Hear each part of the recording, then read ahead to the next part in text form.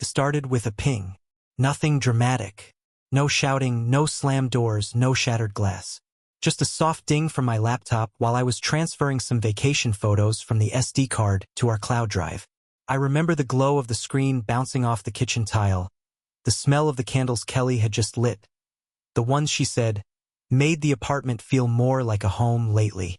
It was a Thursday night, cold, quiet.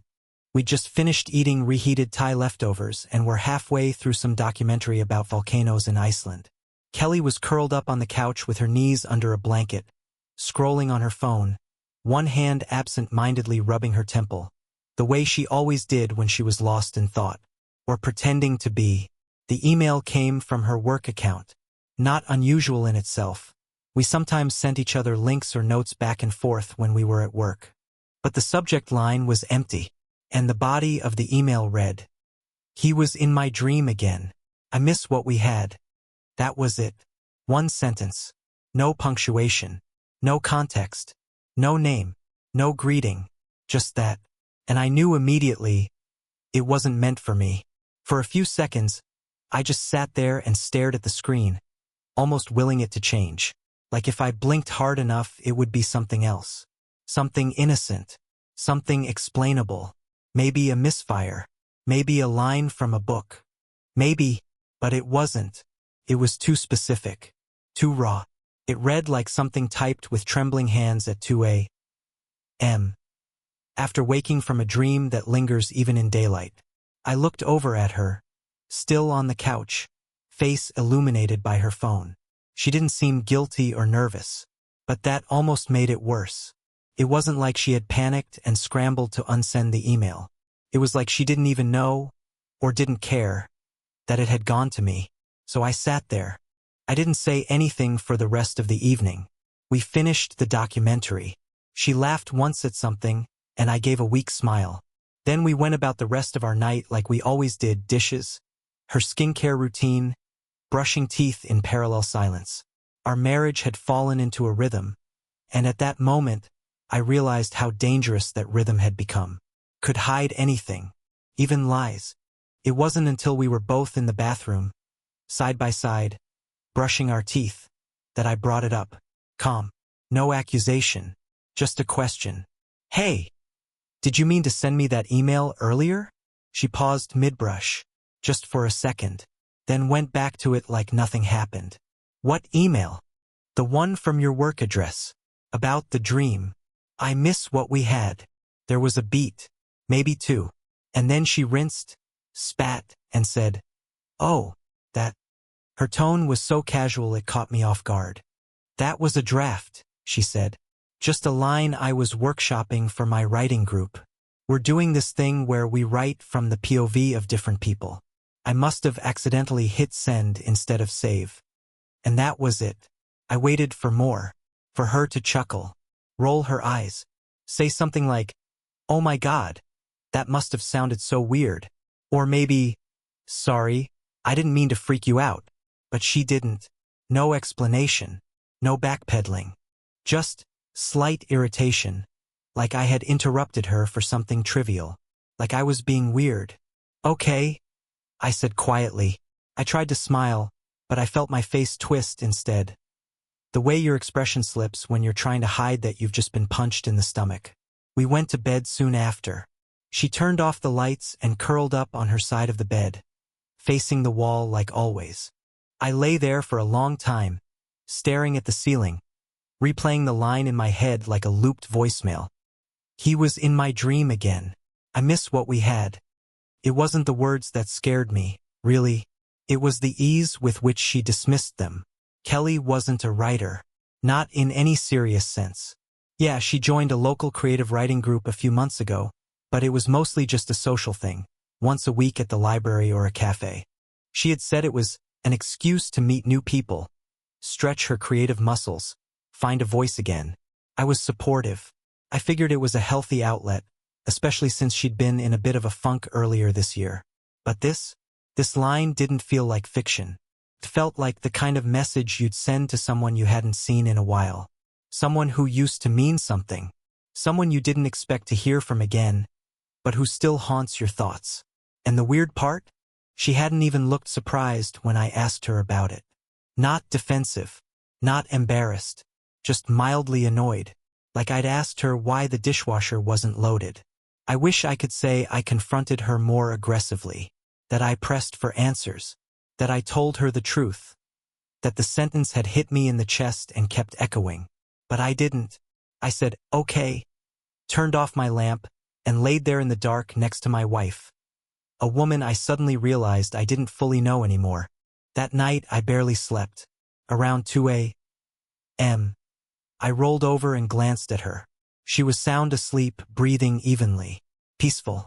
Or maybe just well-practiced. I stared at her for a long time. At her shoulder peeking out from the blanket. At her face turned toward the window. At her ring, catching the glow from a passing car outside. She looked like the same woman I married 6 years ago. But that email, that one damn sentence, had changed something I couldn't name. It made me see her as if from a distance. Like we were two people who had shared a life once, but now stood on opposite sides of something invisible. A canyon I hadn't noticed until I looked too closely. The next morning, I woke up before her. I made coffee, fed the cat, and checked her email again. I don't know what I was looking for. Maybe a thread, maybe a name, but the message was gone. Not in her inbox. Not in the sent folder. Not in drafts.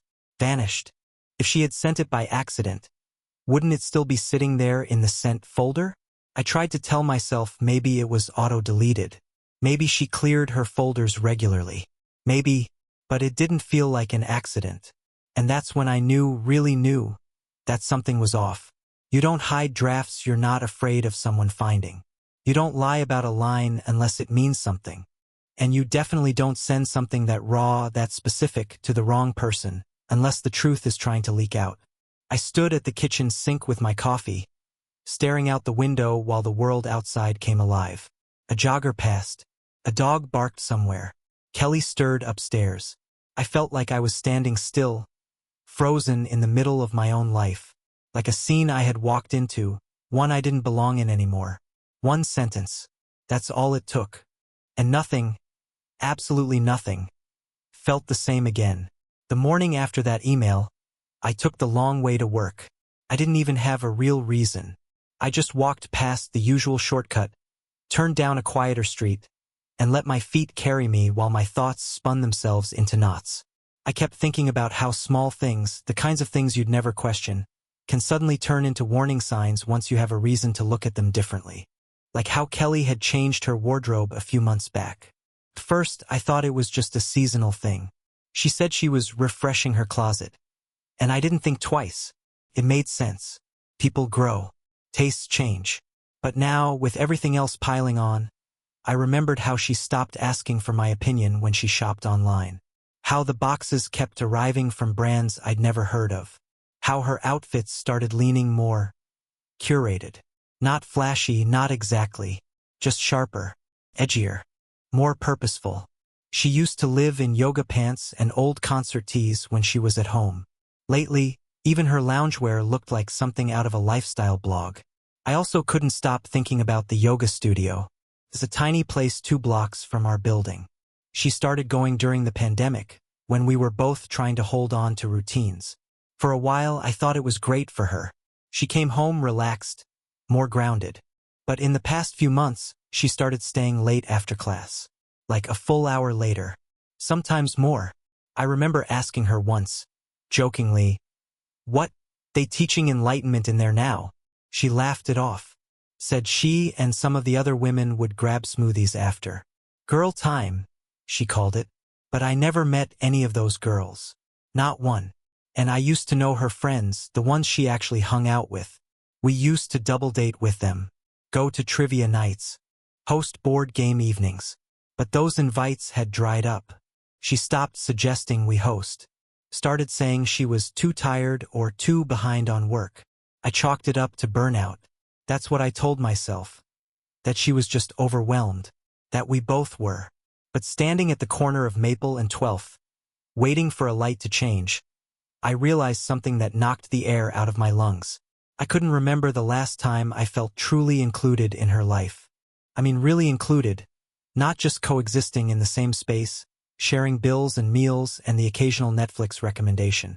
It had been a while, and once I started digging through the memories, more pieces fell into place. Little things. Things I hadn't let myself dwell on at the time. Like the fridge. We used to have this magnetic calendar. Bright colors, dry erase markers, silly notes and doodles all over it. Every Sunday night, we'd sit down together and fill out the week ahead. Appointments, grocery lists, even dumb stuff like buy more oat milk with a sad face emoji. But one day it just disappeared. I came home and it was gone. No explanation. I figured it fell off or she got tired of it looking cluttered. When I asked, she just said, "It was messy. I moved it." Where? She never said. And the weirdest part? I didn't press her. I let it go. Like I'd been letting so many things go without realizing it. She also started locking the bathroom door. I know that sounds like a dumb detail. Who cares, right? But Kelly never used to lock it. Not to shower. Not to do her makeup. Half the time we'd brush our teeth side by side while she put on mascara. But then she started locking it. And if I'd knock, even just to ask if she needed the hairdryer or if I could grab my toothbrush, she'd open it just a crack and say, "Can I have a little space, please?" I gave it to her. Always. Because I thought that was the respectful thing to do. I thought maybe she just needed breathing room, a little privacy. But it wasn't just the bathroom. It was everything. She stopped telling me her plans. Stopped checking in. Stopped volunteering the parts of her life she used to share with me automatically. I'd find out she was going to a gallery or meeting a friend or getting drinks with someone only if I asked. And even then, her answers were vague. Surface level. Just enough to seem harmless. Just catching up with Jen. I'm grabbing a drink with the yoga group. Meeting someone from the writing class. I never asked follow-ups. Because when you're married, you tell yourself it's toxic to act suspicious. You tell yourself trust is healthy. Insecurity is not. So I trusted. Or at least I pretended to. Because the alternative, that something was going on, was too painful to face. Until that email. That one goddamn sentence. It was like someone turned on a black light and showed me all the stains I'd been pretending weren't there. And once that switch flipped, I started seeing everything through new eyes. I remembered the time I surprised her at the yoga studio. I'd gotten off work early and thought it would be sweet. A spontaneous walk home together. She was supposed to be out of class by 6:15. I showed up at 6:10. Waited by the front. But she didn't come out until almost 7. And when she saw me, she looked startled. Not happy. Not excited. Just surprised. And not in the good way. I asked her what took so long. She said the instructor stayed late for one-on-one breathing exercises. She said it like it was nothing. Like it made perfect sense. I nodded. Smiled. Carried her mat. Said, "Cool." But the whole walk home, she barely spoke. And now I realize she was tense. Her jaw tight, her grip on the mat too firm. I also remembered the day we were doing laundry, and I found a receipt in the pocket of her coat. A receipt from a restaurant downtown. Place we'd never been. Fancy. Trendy. The kind with cloth napkins and mood lighting. When I asked her about it, she said it was lunch with some of the writing group. They were celebrating the end of a project. Again, I believed her. Because what else could I do? I wasn't looking for lies back then. I was just trying to keep things moving. Trying to stay married. But now, walking through the city with all those details replaying in my head, I felt like a man who'd been handed a puzzle he thought was finished. Only to find half the pieces had been swapped out while he wasn't looking. And you know the worst part? I remembered something I had done. About 6 months ago, she told me. In a quiet, almost shy voice. "I feel like I'm not myself around you anymore." I didn't know what to say. I remember standing there, holding a mug of coffee, thinking, what does that even mean? So I asked, and she just shrugged, said, "I don't know. It's not you. I don't feel like me." And I did the worst possible thing. I brushed it off. Told her she was probably just tired, overworked, that we all go through phases, that it would pass. She nodded, smiled a little, said, "Yeah, you're probably right." But she wasn't looking at me when she said it. Now, I wonder, Was that the moment I lost her? Had she already started drifting by then? Had the other person, whoever he was, already come back into her life? I'll never know. But I can't unsee what I've seen now. The signs were there. The shift in energy. The stories that didn't add up. The way her eyes lit up when she talked about new inspiration, but dimmed when she looked at me. I told myself we were just going through a rough patch. But that patch was starting to look like a cliff. I hadn't realized we were already falling off. And maybe the scariest thought of all? Maybe I had been fading from her world for a lot longer than I was willing to admit. Maybe I just didn't want to see it, because seeing it would have meant admitting that love isn't always enough to keep two people tethered. Especially when one of them is already somewhere else. A week passed. Not long, but long enough for something inside me to shift from suspicion to something colder. Sharper. Suspicion is a question mark. But this was becoming a full stop. A quiet, hard knowing that didn't need proof to exist. It was like my body had already accepted what my mind hadn't fully allowed in. Still, I told myself I needed confirmation. Something undeniable. Something I couldn't rationalize away at 3 a.m. When doubt whispered in the dark. I started watching her differently. The way she got dressed. The way she checked her phone when she thought I wasn't looking. The sudden surge of energy when she was leaving the apartment. The extra swipe of lipstick. The quick spritz of perfume. The new purse she hadn't mentioned buying. Everything seemed rehearsed now. Even her yawns. And she was always busy. There was always something, a writing group meeting, a new yoga class, a coworker's birthday, someone's art show. And I'd ask questions casually just to stay in the loop. But she kept the details vague. Like she was describing scenes from a book she'd read months ago. At some point, she stopped inviting me. Not just to events. To anything. To her world. That Saturday, we were invited to dinner at our friend's house. Josh and Melanie. They've been married longer than us. The kind of couple who argue in public but still hold hands under the table. I always liked going to their place. Felt familiar. Safe. We arrived around 6. The place was already buzzing. Josh had set up the patio lights and was showing off his new pizza oven. Melanie was mixing drinks and forcing everyone to try her latest Pinterest cocktail experiment. Kelly was wearing that green blouse, the one with the soft neckline and the delicate silver buttons. The one she never used to wear unless we had a date night. She looked beautiful, confident, like someone who knew they'd be seen. At one point, she slipped away, said she needed to check in with someone from work. Just a quick call, she claimed, and disappeared down the hallway. I didn't think much of it at first. I was helping Josh crack open a second bottle of wine and trading bad grill stories with a couple I barely knew. But as the minutes passed, I realized she hadn't returned. So I excused myself. I wasn't even trying to snoop, just genuinely looking for her. I thought maybe she'd gone to the bathroom, maybe stepped outside to take the call. And then I passed the guest room. The door was open just a few inches, light spilling out. I heard her voice. Low, quiet, serious. I stopped. Not on purpose. Just instinct. Something in her tone made me freeze. I know, she was saying. I know. I can't stop thinking about him. He was everything to me. I just can't forget him. That's when my ears started ringing. Felt like the world slowed down. Like time folded in on itself. My stomach twisted, and my legs turned to stone. For a second, I forgot how to breathe. She wasn't talking about me. I didn't need to hear a name to know that. I wanted to step inside, burst in, demand answers, but I couldn't move.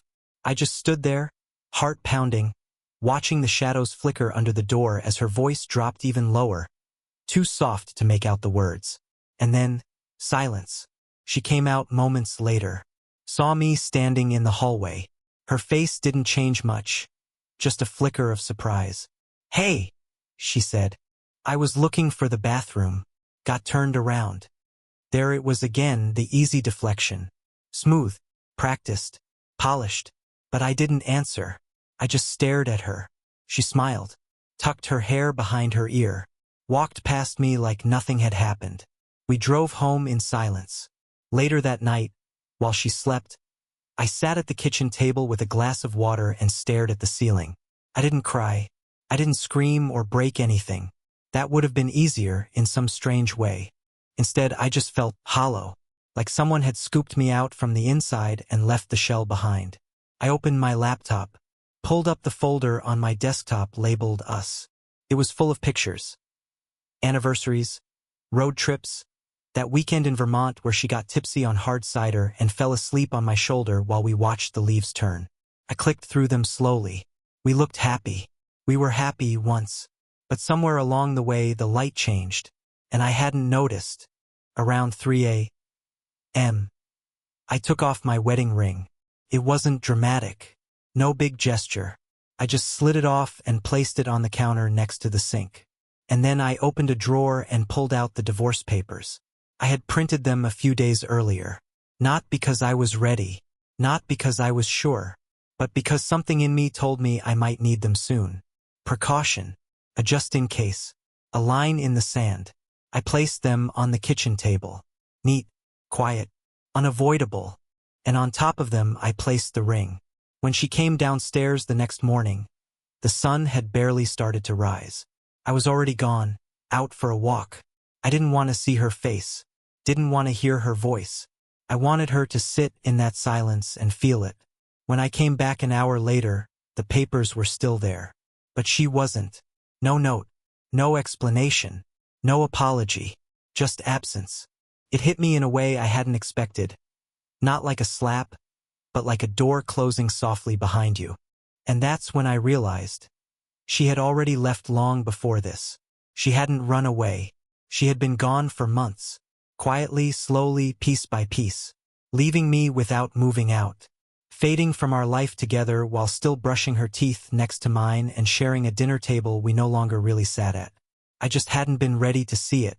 That night, I sat on the living room floor and didn't turn the lights on. I let the dark settle around me. Let it fill the spaces she used to inhabit. And for the first time in months, I didn't try to fill the silence. I let it speak. The morning after she left, the house felt different.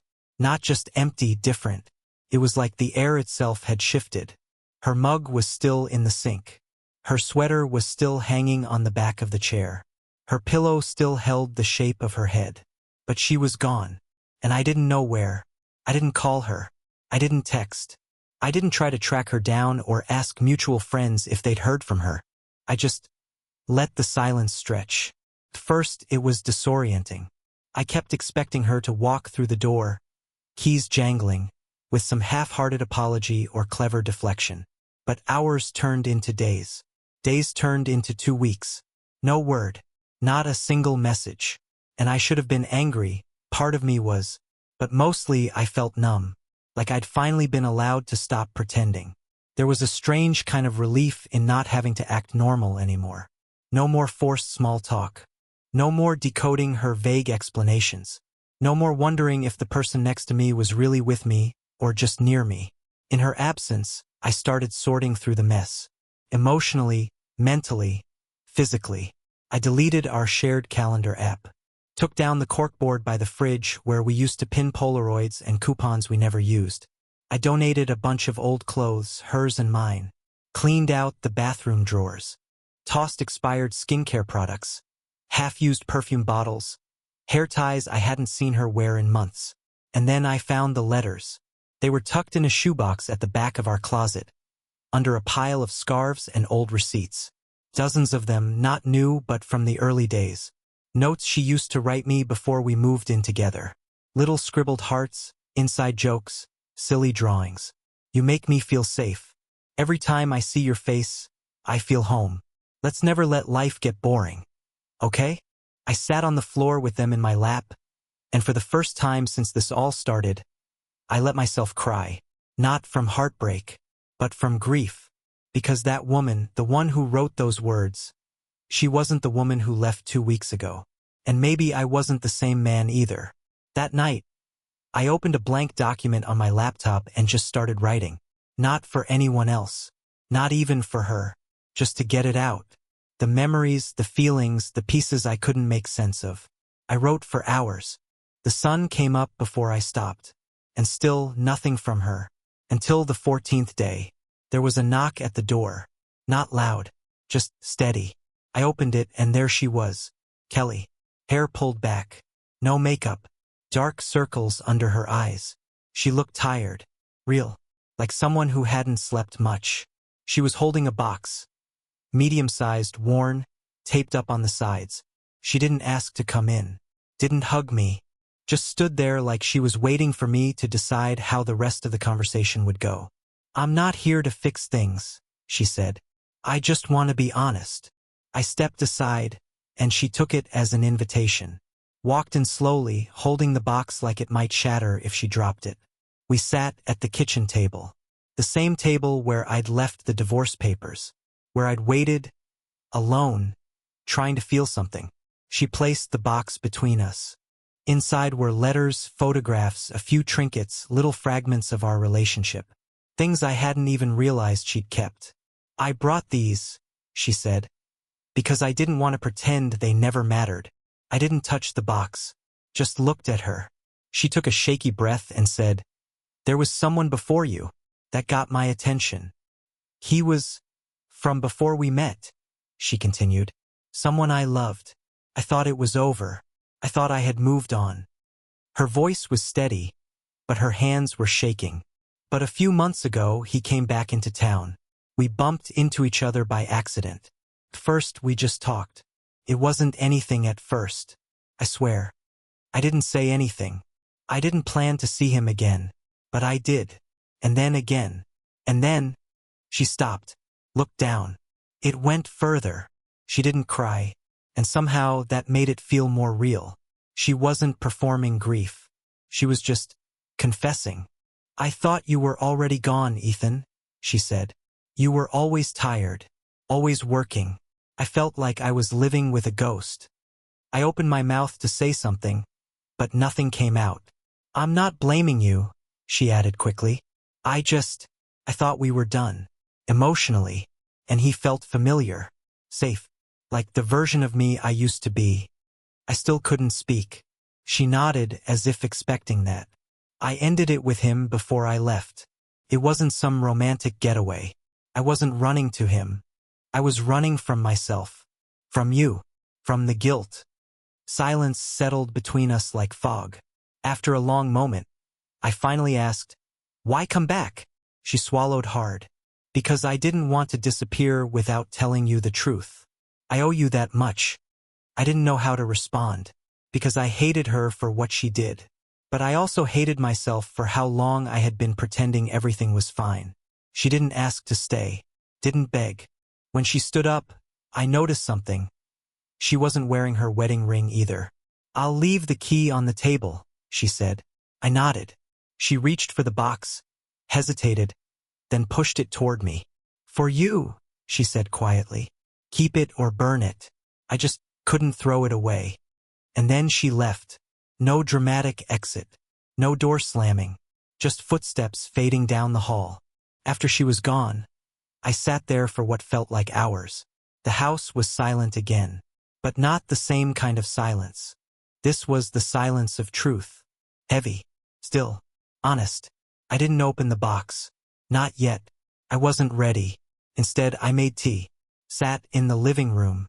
Let the steam rise into the dim light of the evening.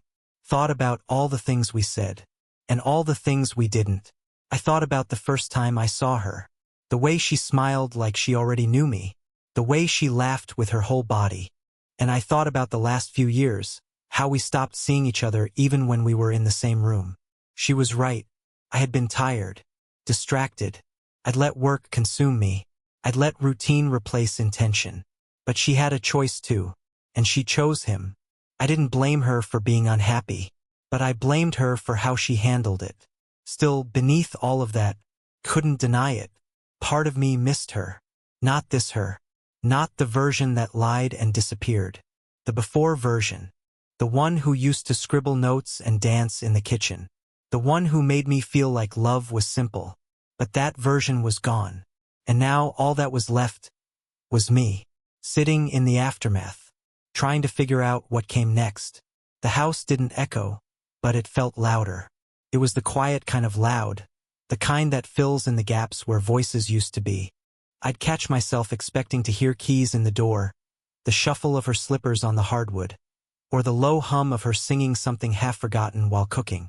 But all I heard was the refrigerator motor, the creak of floorboards, the occasional wind brushing against the windows, the kind of silence that doesn't ask permission, it just moves in and stays a while. For the first 3 days after she left, I didn't go anywhere, didn't see anyone, didn't check in with work. I texted my boss that I needed time off, no explanation. He didn't push. I think people could tell something had shifted in me. I spent most of that time sitting in rooms I never really noticed before. The guest room where we used to toss laundry. The balcony which we always said we'd use more. The little alcove in the hallway where she once wanted to put a bookshelf but never got around to it. I walked through the house like it was someone else's life I'd stepped into by mistake. Everything looked familiar but nothing felt like mine. And that's when it hit me. I hadn't just lost her. I had lost myself too, piece by piece over time. Not in one big tragic moment, but slowly, subtly. The kind of erosion you don't notice until there's barely anything left. I pulled out an old storage bin from the closet. Inside were photo albums, letters, and old keepsakes from our early days. Movie ticket stubs, Polaroids from weekend road trips. A postcard she wrote to me when she visited her sister in Oregon. I miss you so much it's almost annoying. Come find me. I read it 10 times. Maybe more. That night, I poured myself a drink. Bourbon, just one finger, and sat with it in the dark. Not drinking it, just holding it. Watching the way the light from the street lamp bent inside the glass. And I asked myself the question I had been avoiding. When did we start losing each other? The obvious answer would be when she reconnected with whoever he was. The man she dreamt about, the man she missed. But that wasn't it. That was just the final symptom. The unraveling started long before that. Maybe it was the way I started staying late at work, telling myself it was for our future, when it was really just easier than being home. Maybe it was when I stopped asking how her day was, really asking, not just the casual, tossed-out version you say while checking your email. Or maybe it was when we both stopped laughing at the same things. I remembered a time we stayed up all night watching old sitcom bloopers. We were supposed to go to a wedding the next day but overslept because we'd laughed ourselves sick until 4 a.m. I missed that feeling. Not just the joy, but the togetherness. I realized something sitting there on the floor with that box of memories in front of me. We hadn't fought because we didn't care. We hadn't fought because we stopped caring enough to fight. Somewhere along the way, apathy replaced tension. Numbness replaced frustration. And I had mistaken the quiet for peace when it was really distance in disguise. I wanted to believe she was the one who gave up first. That I was the one holding on. But if I was honest, brutally honest, I had started letting go long before she did. I just did it silently, politely, in a way that looked functional from the outside. I started closing doors emotionally because it felt easier than risking rejection. I used work as an excuse. Blamed stress. Told myself int asterisk Macy would return when life calmed down. But life never does. You either show up for your partner or you don't. And I hadn't been showing up. Not really. I thought about all the times she tried to reach for me. Not physically but emotionally. The subtle invitations. Let's try cooking something new together. I signed us up for that weekend retreat. I read this book and thought of you. And I'd always have a reason to say no. Too tired. Too much work. Too expensive. Too inconvenient. In the end, I made myself absent without even leaving the room.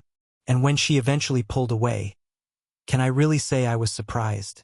I kept thinking back to something she'd said in that last conversation at the table. You were always tired. Always working. I felt like I was living with a ghost. It hurt, but it was true. I wasn't the husband she needed. I was a version of myself I barely recognized. So there I was, finally alone with the very space I thought I wanted. No one asking for my time.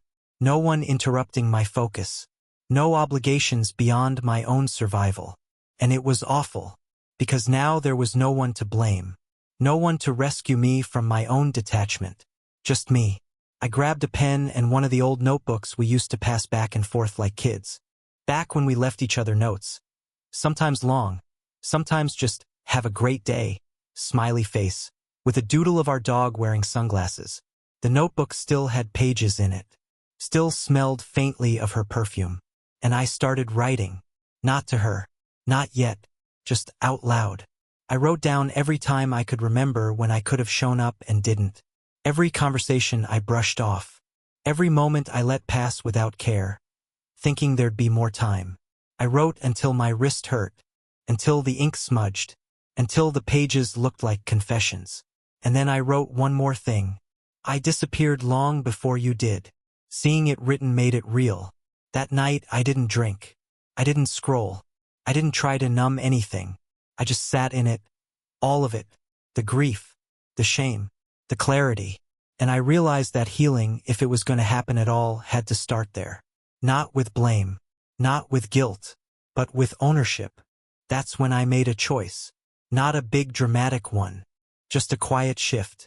I emailed my supervisor and requested an extended leave of absence. I said I needed time to handle a personal situation. He didn't ask questions. Just said, "Take care of yourself." I started cooking again. Simple things: eggs, toast, soup from scratch. I made playlists not for anyone else, just for myself. I read the books I'd bought years ago and never opened. I started walking in the morning even when it rained. I didn't text Kelly. I didn't check her social media. I didn't try to figure out where she was or who she might be with. Because for the first time in a long time, it wasn't about her. It was about me. Relearning how to be present. Relearning how to feel things fully without shutting down. And maybe, just maybe, relearning how to be the kind of man who could look at himself in the mirror again and see someone worth loving. Not to win her back. Not to prove anything. But because I deserved it. Because we both did. When Kelly reached out again, it wasn't to beg. It was to ask if we could talk. Not to fix, but to understand. I agreed. We started therapy. Sat on opposite sides of the couch. No blame, just truth. She spoke of loneliness, of feeling invisible. I spoke of emotional absence, of going silent when it mattered most. We didn't call it a second chance. We called it rebuilding. We ate dinner together again, no phones, no distractions. We started a routine of silent evenings, just sitting in the same room, sharing space. We weren't rushing toward healing. We were choosing to be present, to stay in the wreckage and learn to build differently. 3 months later, we sat at the same riverside cafe where we once dreamed about buying a house. No plans this time, just presence. She reached for my hand. I didn't pull away. We'd burned the divorce papers, not to forget, but to honor what we almost lost. This wasn't a fairy tale. It wasn't forgiveness wrapped in a bow. It was a quiet, deliberate choice. To stay, to try, to build something new, knowing exactly how easily it could fall apart again. And that made it real.